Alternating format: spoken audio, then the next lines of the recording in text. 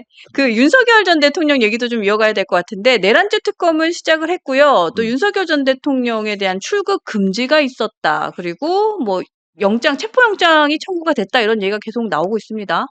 그렇습니다. 이게 어떻게 얘기를 해야 될까? 체포와 그, 구속이 될까 아, 싶어요. 이게 네. 체포영장과 구속영장은 다른 거예요. 아, 그렇죠. 다르죠. 네, 그러니까 근데 이어질 수 체포영장은 있죠.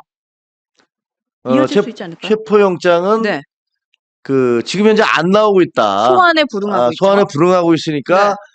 부르겠다는 건데 이게 사실 논리적으로는 조금 문제는 있어요. 그래요? 왜냐면 한번 보세요. 네. 첫 번째, 윤석열 대통령이 구속됐다가 그 구속 취소로 나왔잖아요. 그랬죠. 근데 이거는 또 문제가 있어요. 지규현 판사가 뭐라고 그랬냐면 그 전까지 구속 날짜를 계산할 때 날짜별로 했었는데 이걸 갑자기 시간으로 따졌단 말이에요. 그랬죠. 시간으로 따져서 뭐 이게 이미 넘었다라고 얘기하면서 구속 취소를 했는데 이거 정말 기이한 일이었거든요. 뭔가 처음 보는 일이었죠. 네, 처음 보는 일이었고 네, 그랬더니 대법원의 그 법원행정처장이 그 국회에 나와서 이거는 좀 이상하니까 검찰에서 그 상급 법원에 한번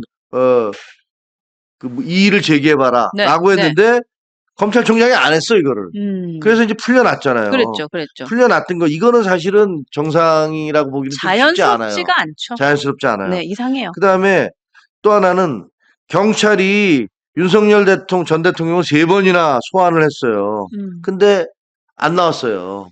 그러면서 뭐 아니 내가 불법적인 나 체포하려고 오는 것을 내가 경호처를 동원해서 막은 게 뭐가 잘못이냐 이런 법 위에 있는 헛소리를 또 계속 하셨어요. 그랬죠. 네. 이거 다 문제예요. 이거 문제지만 근데 특검이 지금 넘겨받았잖아요. 이거 경찰로부터 그랬죠. 넘겨받았는데 특검이 윤석열 전 대통령 소환한 적은 없어요.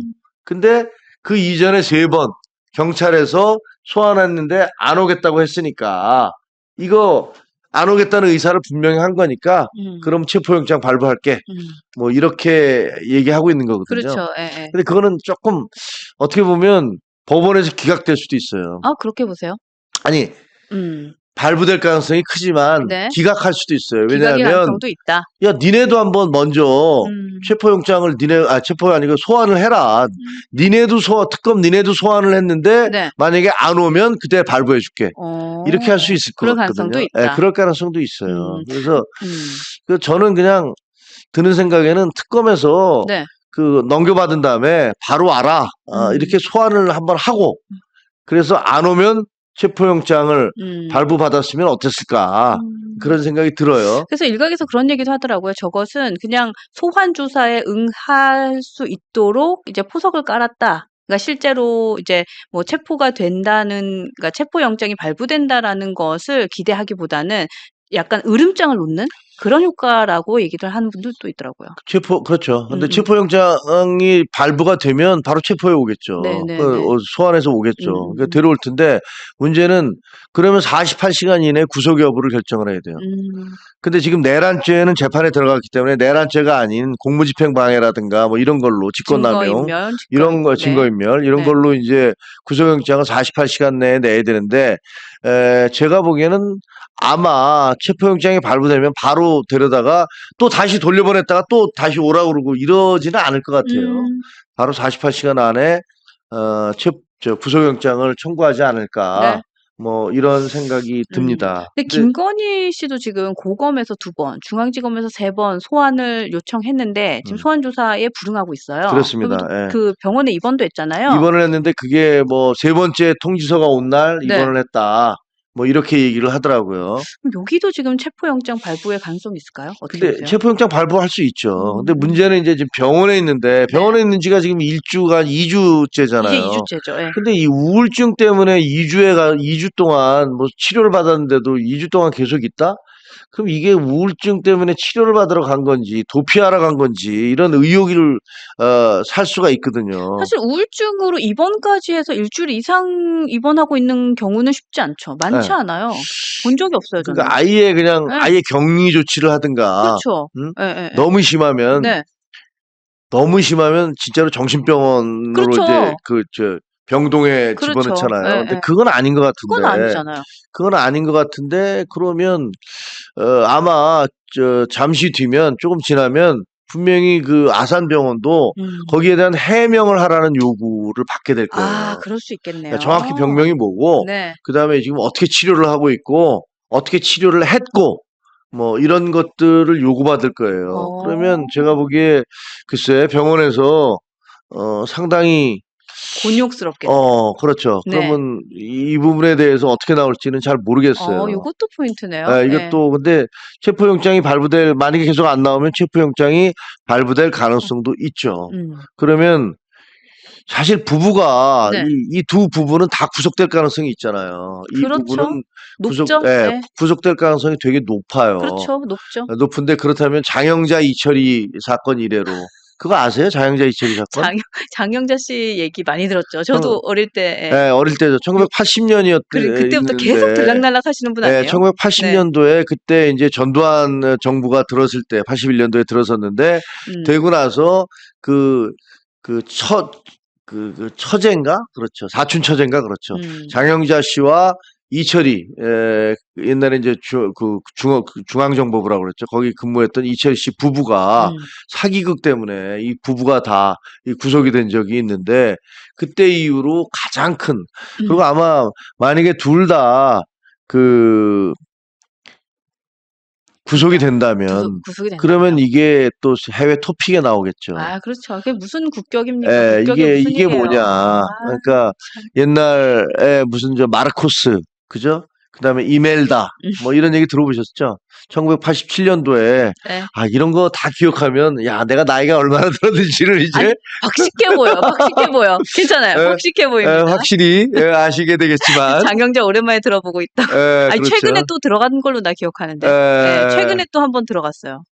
들어갔다 그렇죠. 나왔나? 하여튼 최근에도 또 한 번 갔다 오셨어요, 그분이. 잘 살고 있지 않아요?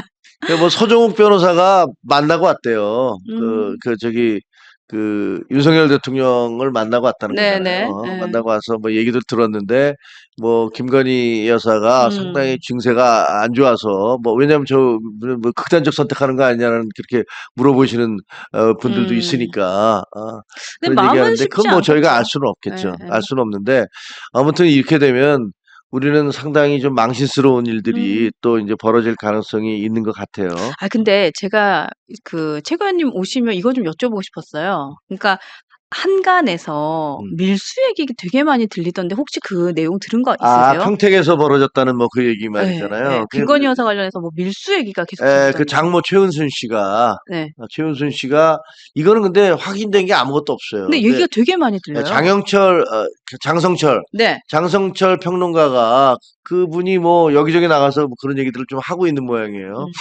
그리고 평택에서 뭔가 장모 최은순 씨가 어떤 무슨 업체, 그러니까 농산물 수입 업체인가 이걸 인수를 해서 이 농산물 수입 업체가 뭐를 이렇게 들어왔는데 거기에 무슨 뭐 마약 제품 같은 게 뭐 마약 성분이 있는 것들, 뭐 양귀비인지 무슨 뭐 마약인지 뭐 이런 것들이 같이 들어왔다라는 그런 주장들이에요. 근데 그게 뭐 일각에서는 이게 분명히 있다, 뭐 어쩌고 이런 얘기들이 퍼지고 있어서 뭐 이게 사실이라면 뭐 조만간 터지겠죠, 뭐. 그러니까 이게 지금 뭔가 수사가 됐다건가 수사 결과가 나와서 얘기된 건 아니고 누군가가 취재를 해서 이러한 일이 있다라고 지금 얘기를 하고 다니는 거고 아직까지 사실로 확인된 건 아닙니다. 근데 이제 그런 얘기가 지금 계속해서 들리고는 있습니다. 와. 전라도 쫙기님이 여기는 친한 방송이 아니고 합리적 중도보수 방송이고 한동훈 대표가 합리적 중도보수여서 응원하는 것이다. 뭐 그렇게 생각하신 여기 실질적으로 보면 제가 이렇게 보니까 한동훈 대표를 개인적으로 굉장히 좋아서 응원하시는 분들, 팬심으로 응원하시는 분들도 있고 아까 지금 전라도 짝기님처럼 나는 중도보수인데 보니까 국민의힘에서 제대로 된 중도보수는 한동훈밖에 없더라. 이래서 또 지원하시는 분도 있고. 저희가 사실은 계엄 날 12월 3일 계엄이 나고 난 다음에 저희 뉴스엔진은 커밍아웃을 했죠. 그렇죠. 그래서 뭐 어떤 생각이시든지 그리고 또 지금 아까 뉴스엔진 커밍아웃처럼 야 계엄 이게 말 같지 않은 계엄을 했는데 거기에 싸운 사람이 누구야? 용기 낸 정치인이 누구야? 한동훈이야. 제일 먼저 위헌이야 위법이야. 그렇죠. 그게 그래서 지금 그렇게 하시는 포인트죠. 분들도 있고 네. 그러니까 뭐 이래저래 본인이 어떤 정치인을 지지하는 이유는 여러 가지가 있을 겁니다. 그건 뭐 내가 이런 이유로 지지하니까 너도 이런 이유로 지지해 이렇게 얘기할 수는 없잖아요. 그러니까 다양한 이유가 있을 테니까 그리고 또 영님처럼 생각이 바른 사람이라 한동훈 맞아요. 생각이 발라 프레스토놈처럼 인간적인 매력도 있더라. 오케이. 우리 김종혁 전 최고위원님 얘기하시는 줄 알았네요. 아, 저요? 일맥상통한다.